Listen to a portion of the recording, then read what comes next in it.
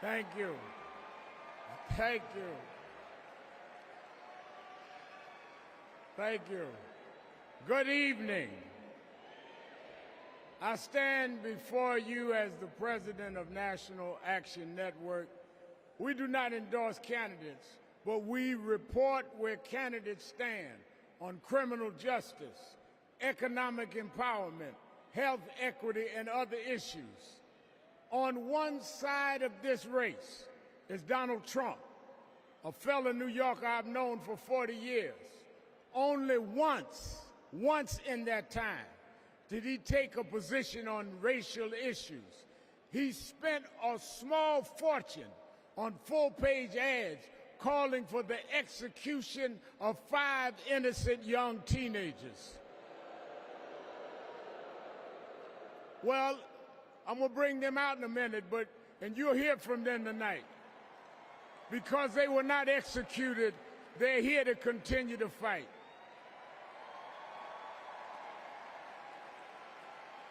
But it was there that I saw Trump love to fan racial flames. On the other side is a woman that I've walked with in Selma, Alabama to commemorate the 59th anniversary of Bloody Sunday. Kamala Harris spoke to me that day about unity and passing bills. All I ever heard from Donald Trump was how he can get an advantage. I see one candidate who wants to protect the right to vote, while the other has tried to cook up 11,000 votes in Georgia. I see a candidate who, with Joe Biden, brought leaders to the White House to confront violent hatred, running against a man who said neo-Nazis in Charlottesville were fine people. I see a candidate who has sought to reform and uphold the law, and a man who wrongly assumes his mugshot appeals to black Americans. I worked with Kamala Harris. In every job she's had, she has consistently committed to making government work for those of us who've been disadvantaged.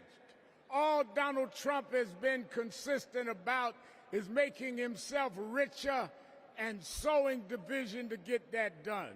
This man sat right here in Chicago a few weeks ago refusing to apologize for claims that migrants were taking black jobs. Well, in November, we're going to show him when blacks do their job.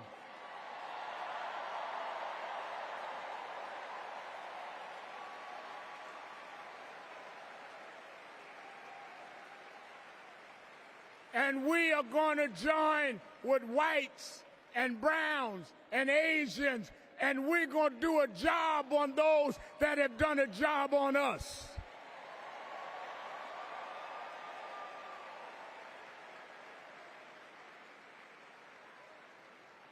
Tonight we are going to realize Shirley Chisholm's dream.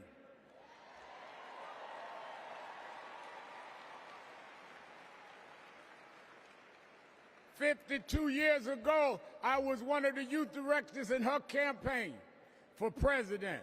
And 52 years after she was told to sit down, I know she's watching us tonight as a black woman stands up to accept the nomination for President of the United States.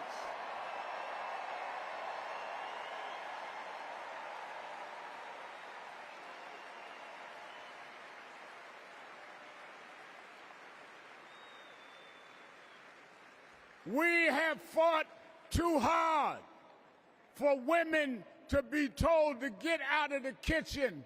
We are now on our way to the Oval Office. We won't go back.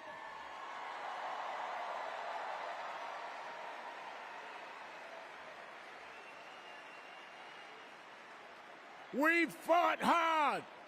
We fought hard for LGBTQ loved ones to get out the closet. We won't go back.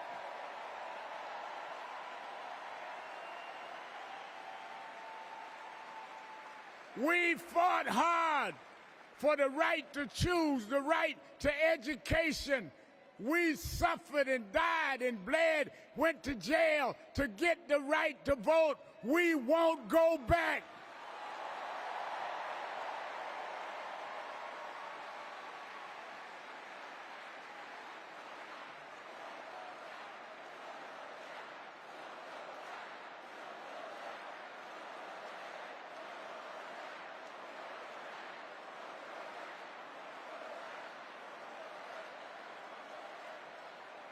So we must be committed, no matter how the Supreme Court tries to roll back on civil rights, no matter what the amount of money they have. We are here because others fought and suffered for us, and we vowed tonight we won't go back.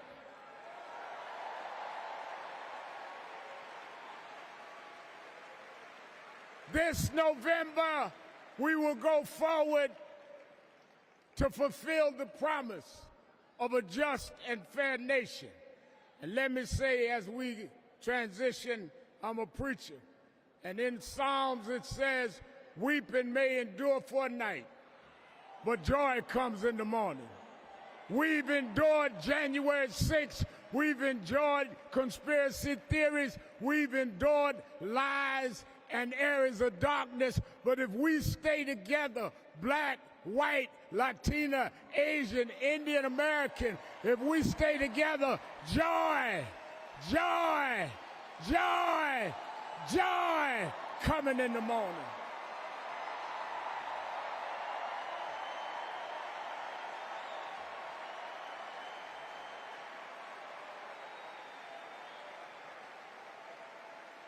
I want to now, since I was a teenager, I was mentored by Reverend Jesse Jackson.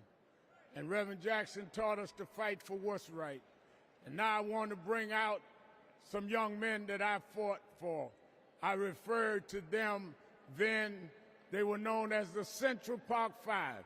Now they are the exonerated Five.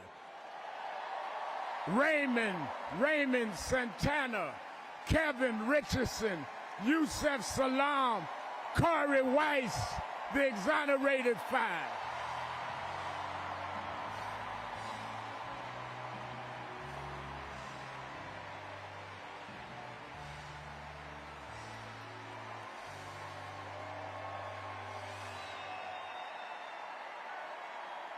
We won't go back.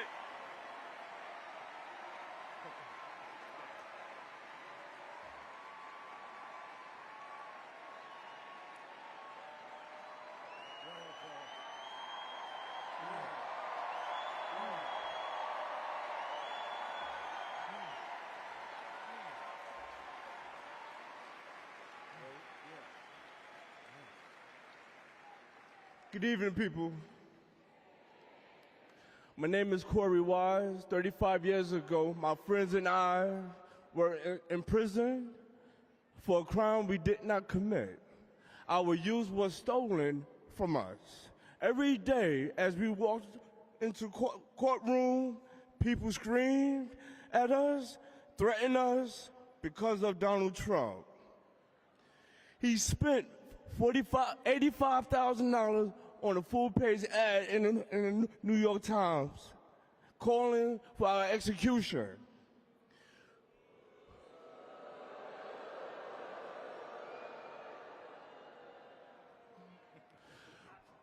We were innocent kids, but we served a total of 41 years in prison. Reverend Al Sharpton stood with us. Now, I'm proud to stand with him today.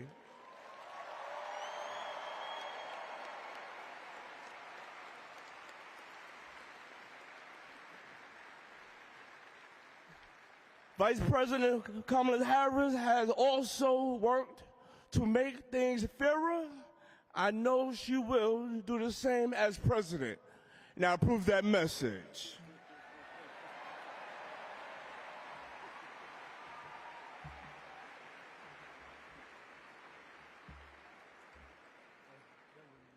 I love these guys. These are my brothers. These are my brothers. Yes, indeed. America. I am Yusuf Salaam.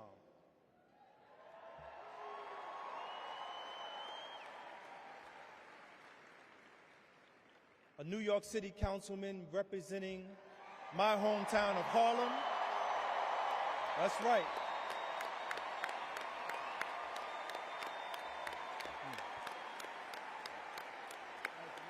Man. Representing my hometown of Harlem, USA. And listen, as my friend Corey Wise just said, 45 wanted us unalive. He wanted us dead.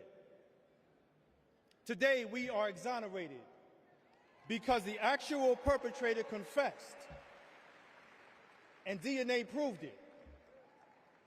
That guy says he still stands by the original guilty verdict. He dismisses the scientific evidence rather than admit he was wrong. He has never changed, and he never will.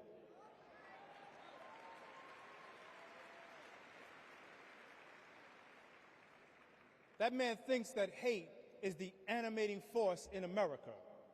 It is not. We have the constitutional right to vote. In fact, it is a human right.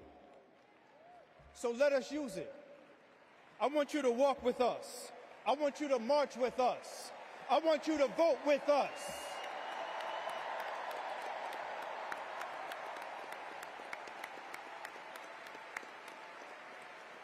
And together, and let me tell you, this is going to be so beautiful. And together, on November 5th, we will usher in Kamala Harris and Tim Walz into the White House.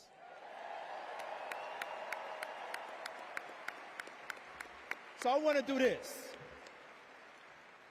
When I say one day, I want you to say, see us. When they, see us. When they, see us. When they see us, America will finally say goodbye to that hateful man.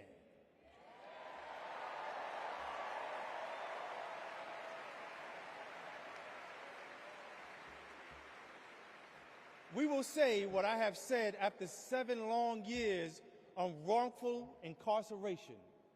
Free at last. Free at last. Free at last. Thank God Almighty, we are free at last. God bless you, and God bless the United States of America.